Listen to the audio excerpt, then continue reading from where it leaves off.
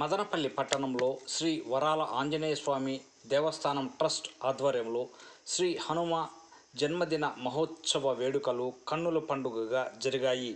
ఆలయంలో ఉదయం నుంచి స్వామివారికి ప్రత్యేక పూజలు నిర్వహించారు.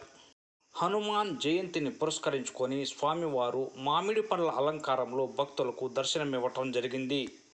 ఉదయం నుండి సాయంత్రం వరకు ఆలయానికి పెద్ద ఎత్తున భక్తులు చేరుకొని స్వామివారిని దర్శించి తీర్థ ప్రసాదాలు స్వీకరించి కృపా కటాక్షానికి పాత్రులయ్యారు.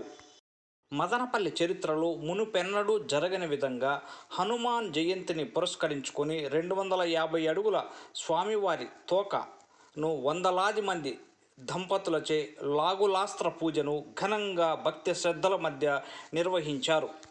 అదేవిధంగా స్వామివారికి విశేష పంచద్రవ్యాలతో మంత్రాభిషేకం, మామిడి పళ్ళతో అలంకరణ, మహామంగళహారతి, తీర్థ ప్రసాద వితరణ, ఆలయ సమీపంలోని స్వామివార్లకు ఉత్సవర్లకు అర్చనలు చేశారు.